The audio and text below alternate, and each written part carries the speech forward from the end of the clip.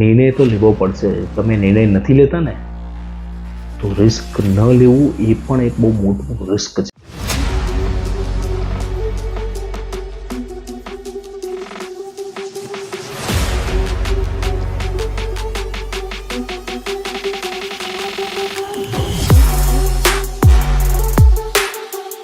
જય સ્વામિનારાયણ. રવિવારની સવાર. રવિભાઈ આપણું ઉષ્માભર્યું સ્વાગત કરે છે.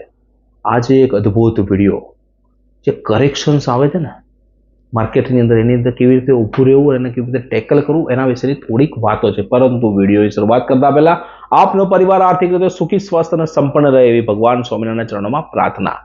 આ એક એવો વિડીયો છે કે જે કાલે કામમાં આવશે, 15 દિવસ પછી કામમાં આવશે, 1 મહિના પછી પણ કામમાં આવશે, 6 મહિના પછી પણ કામમાં આવશે, 1 વર્ષની અંદર ફરી વખત કામમાં આવી શકે, હોઈ શકે 2 વર્ષ પછી પણ કામમાં આવે, હોઈ શકે 5 વર્ષ પછી પણ કામમાં આવે, અને હોઈ શકે 10મા વર્ષે પણ જુઓ તો તમને વિડીયો આવો ના લાગશે. વાત કરીએ આપણા ઇમોશનલ મેનેજમેન્ટની. શેર બજારમાં જે રોકાણ કરતો અથવા મ્યુચ્યુઅલ ફંડમાં જે રોકાણ કરતો ને એને ઇમોશનલ મેનેજમેન્ટ બહુ પાવરફુલ બનાવવું પડે. હાઉ ટુ મેનેજ પોર્ટફોલિયો કેવી રીતે મેનેજ કરી શકાય એની થોડીક વાતો છે. એક નિયમ યાદ રાખજો, કાં તો ભાગ લો કાં તો ભાગ લો. બરાબર? ફ્લાઇટ કરો કાં તો ફ્લાઇટ લઈ લો. આટલું યાદ રાખજો. ઇંગ્લિશ બહુ શબ્દ છે અને બહુ સરસ શબ્દ. 10% કરેક્શનથી કોઈને વાંધો હોતો નથી, પરંતુ 25, 30 અને 35% ઘટશે તો તરત ઉપાડી લેશે. હવે નુકસાન વધારે થાય એવું સહન ના થાય. એટલે 10-20 વર્ષનું તમારું રોકાણ હોય તો શું ફરક પડવાનો ટેમ્પરરી કરેક્શનથી તમારું? હું તમને એક ઉદાહરણ આપું. હું દુબઈ ગયો હતો ફેરારી વર્લ્ડની અંદર. દુનિયાની ફાસ્ટેસ્ટ રાઇડ હતી. 285 કિલોમીટર પ્રતિ કલાકની સ્પીડથી રાઇડ થતી હતી. 285 કિલોમીટરની સ્પીડ હતી એની. જ્યારે હું લાઇનમાં ઉભો રહ્યો ને ત્યારે જ ફાટતી હતી આપણી તો કે એની માને ગયા.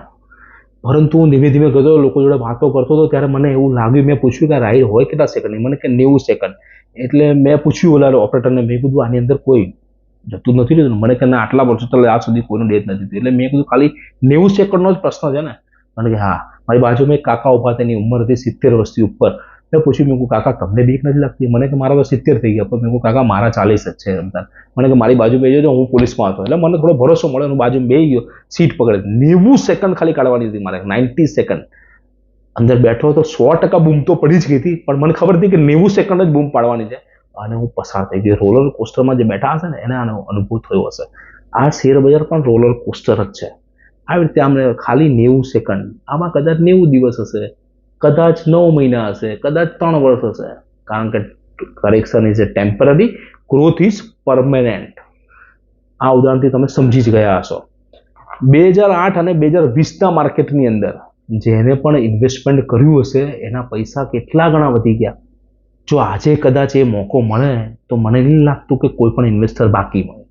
પરંતુ મંદી જાય છે ને પછી જ લોકોને ખબર પડે છે કે આ જ માર્કેટમાં રોકાણ કરવાની જરૂર હતી. એની પહેલા ખબર પડે નહીં. અને દર વખતે કરેક્શન અલગ અલગ કારણોથી આવે છે.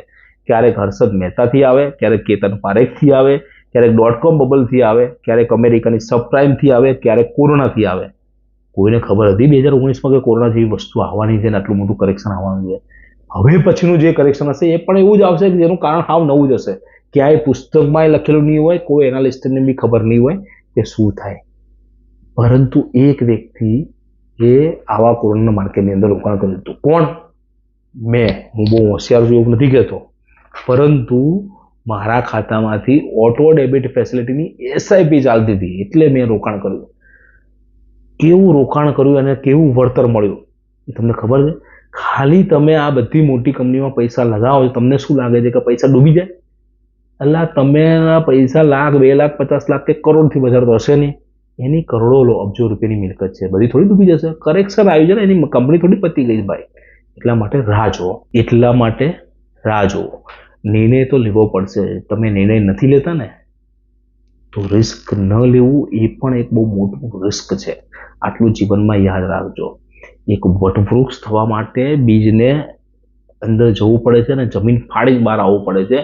કેટલો વરસાદ, કેટલો તડકો, કેટલી બધી મોસમ, કેટલી બધી આપત્તિ, કુદરતી આપત્તિ, લોકો હેરાન કરે, લોકો પાંદડા તોડ નાખે, લોકો ડાળી તોડ નાખે, તો પણ એનો વિશ્વાસ મજબૂત હોય છે એટલે વટવૃક્ષ બની શકે છે.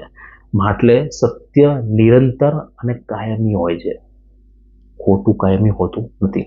માર્કેટનું નેચર છે, પડે તો લોકો પડવા માંડે છે. વેચશો તો કોઈ ખરીદશે ને, તમે વેચો જ નહીં ને તો ખરીદશે કોણ?